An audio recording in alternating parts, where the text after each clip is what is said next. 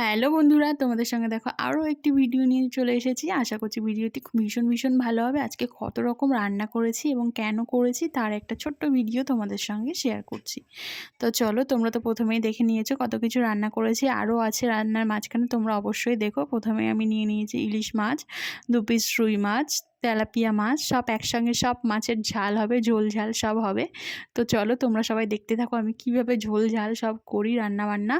তো আমি প্রথমে কড়াইতে তেল দিয়ে দিয়েছি, তেলের মধ্যে দিয়ে দিয়েছি তেলাপিয়া মাছ, আর এখানে আমি শিলনোড়াতে বেটে নেবো একটু কিছুটা লাল লাল পাকা পাকা কাঁচা লঙ্কা আর দুটো শুকনো লঙ্কা একসঙ্গে ভেজে নেবো। এটি আমি দেব তেলাপিয়া মাছের ঝালে। তো এখানে আমি কিছুটা আলুও কুচিয়ে নিয়েছি, একা হাতেই সব করছি। দেখো আমি শিলনোড়াতে এখানে লঙ্কাগুলোকে বেটে নিয়েছি, বাটাটা আমার কমপ্লিট। আমি ওইদিকে মাছগুলোকে ভাজতেও দিয়ে দিয়েছি, আর এইদিকে আমার ভাজা হয়ে গেলে তারপরে আমি আলুগুলোকে ভেজে নেব। আর এখানে আমি মাছের ঝালটা করার জন্য পেঁয়াজও নিয়েছি। আমি কিন্তু খুব বেশি মশলা দেই না, তোমরা যারা আমার রান্নাবান্না দেখো অবশ্যই দেখে থাকবে। আমি জাস্ট লঙ্কা বাটা, আদা জিরে বাটা দিয়েই বেশিরভাগ রান্নাটা করি। তো আজকে মাছের ঝোলটি আমি করব জাস্ট শুধু লঙ্কা বাটা আর পেঁয়াজ ভাজা দিয়ে। তো তোমরা একবার বাড়িতে ট্রাই করে দেখো, অসাধারণ লাগে এরকম মাছের ঝাল করলে গায়ে গায়ে। তো এখানে আমার এক পিঠ মাছ ভাজা অলরেডি হয়েই গেছে বাটতে বাটতে। এখানে আমি এক পিস ইলিশ মাছ আর দুটো রুই মাছ ভেজে নেব। ইলিশ মাছ ভাজাটা আমার ছেলেকে দেবো, আর আমি যেহেতু ইলিশ মাছ খাই না, তো আমার জন্য তেলাপিয়া মাছ আছে। তো আমার সব কিছু ভাজাভুজি হয়ে গেছে মাছ। আমি এখানে দিয়ে দিচ্ছি পেঁয়াজটাকে আমি লাল লাল করে হালকা ভেজে নেব। দেখো একটু লাল করে ভাজা হয়ে গেলে আমি এখানে যেহেতু আলুটাও ভাজবো, তো এখানে আমি আলুগুলোকেও দিয়ে দেবো। তার মধ্যে কিছুটা বেগুন কেটে রেখেছিলাম, বেগুন ভাজতে হবে ডালের পাতে। তো এখানে আমি আলুগুলোকেও দিয়ে দিয়েছি। আলুগুলোকে দেখো আমি একদম কুচি কুচি কুচি কুচি করে কেটেছি, কেটে তেলের মধ্যে দিয়ে হালকা করে ভেজে নেব লবণ হলুদ দিয়ে। এখানে আমার এক পদ মাছ ভাজা হয়ে গেছে, আর আমি ইলিশ মাছের ঝালটা করব কাঁচা। সম্পূর্ণ ভিডিওটা তুমি কিন্তু আমার এই ভিডিওতে মধ্যেই দেখতে পাবে আমি কিভাবে রান্না করি। আর একটা মেঘনা দিদিভাই বলে আমাকে কমেন্ট করেছিল তেলাপিয়া মাছের ঝাল রেসিপিটা আমাকে দেবে, তো আমি এখানে দিয়ে দিলাম। দিদিভাই অবশ্যই তুমি দেখে নিও। এখানে আমি দেখো লাল লাল করে আলুটা ভাজা হয়ে গেছে। এবার আমি এখানে কাঁচা লঙ্কা বাটাও দিয়ে দিয়েছি। এই লঙ্কা বাটাকে আমি এবার তেলের মধ্যে ভেজে নেব হালকা করে। যেহেতু কাঁচা লঙ্কা দিয়েছি আর অল্প শুকনো লঙ্কা দিয়েছি, তাই লঙ্কাটাকে খুব বেশি তেলের মধ্যে ভাজবো না। আমি হালকা করে এখানে একটু এই কাঁচা লঙ্কাগুলোকে একটু ফাটিয়ে নিলাম তেলের মধ্যে দিয়ে, তারপরে আমি আলুর সঙ্গে মিশিয়ে নিয়েছি। এবার একসঙ্গে করে ভাজবো যত সময় না গায়ের থেকে তেলটা ছাড়ে। তো আমি এইভাবে আস্তে আস্তে কষিয়ে নেব। এখানে আমি একটু লবণ হলুদ পরিমাণ মতো আর হালকা চিনি দিয়েছি, যেহেতু কালারটা একটু সুন্দর হয় দেখতে। তো চলো, এই যে আমার ভাজা হয়ে গেছে, এখানে এবার আমি জলটাকে অ্যাড করে দেব। আমার জলটাকে অ্যাড করে দেওয়াও হয়ে গেছে। দেখো আমি খুব বেশি জল দেইনি, যেহেতু ঝোলটাকে আমি একটু গায়ে গায়ে করব। তো আমার ঝোলটা ফুটেও উঠেছে। আমি এখানে তেলাপিয়া মাছগুলোকে দিয়ে দিয়েছি, আর সাথে 2 পিস রুই মাছ ছিল সেটিকেও দিয়ে দিয়েছি। এটি শুধু করা যায়, শুধু করলে আরও বেশি ভালো লাগবে, এবং আলু দিলেও ভালো লাগে। আমার তো দুটোই ভালো লাগে। তো এই ধরনের মাছের ঝোল কে কে বাড়িতে করে খেয়েছে অবশ্যই কমেন্টে জানাবে।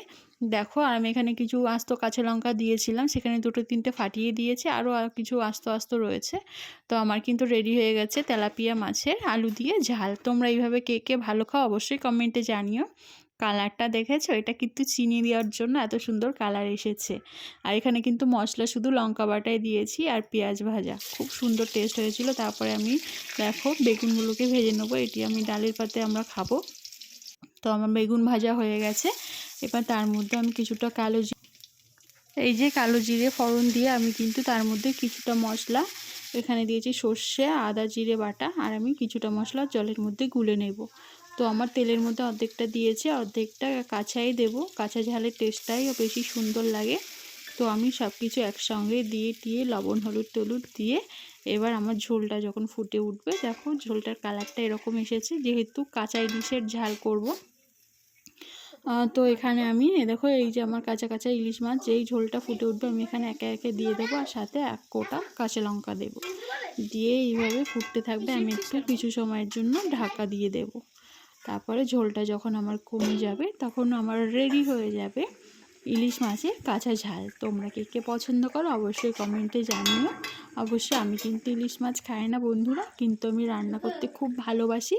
আমার রান্না করতে বেশ ভালো লাগে আর তোমাদের সঙ্গে শেয়ার করতেও ভালো লাগে। তোমরা যে এতটা ভালোবাসা দিচ্ছ তার জন্য আরও বেশি বেশি ভালো লাগছে। দেখো ঝোলটা আমার হয়ে গেছে, এখানে একটু কিছুটা কাঁচা সরিষার তেল দিলাম। সরিষার তেলটা কিন্তু আমাদের নিজেদের বাড়িতেই সর্ষে তেল ভাঙিয়ে নিজেরা বাড়ির তেলই খাই, সবটাই আমাদের নিজের বাড়িরই।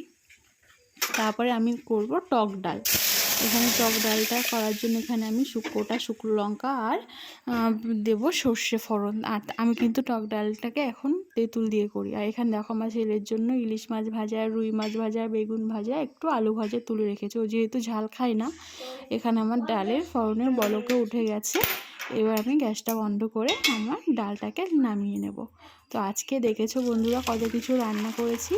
তো আমার ভিডিওটি তোমাদের কেমন লাগলো অবশ্যই কমেন্টে জানিও। সব শুধু কি রান্নার ভিডিও দেখলে হবে, এবার একটু খাওয়ার ভিডিও দেখে নাও। এখানে আমি আমার ছেলেকে খাওয়াতে বসে গেছি। ও যেহেতু স্কুলে যাবে, তোমাদের দাদাভাইও যাবে। তো প্রথমে তোমাদের দাদাভাই আর ছেলেকে খাইয়ে নিই। আমি ছেলেকে খাইয়ে নিচ্ছি, ওরা চলে গেলে তারপরে আমি খাবো। তো ছেলেকে এখানে একটু টক ডাল দিয়ে, একটু আলু ভাজা দিয়ে আর একটু ইলিশ মাছ ভাজা দিয়ে ভাতটা খাওয়াবো। না ভাজাভুজো খেতে ভালোবাসে, কিন্তু ওর শরীরটা তো ভালো না, ওই জন্য সবসময় চেষ্টা করি একটু হালকা পাতলা ঝোল ঝালও করে দেওয়া। আর মধ্যে মাঝে তো একটু ভাজা বাচ্চাদের দিতেই হয়। তো এখানে এই ভিডিওটি শেষ করছি। ভালো লাগলে অবশ্যই লাইক কমেন্ট শেয়ার।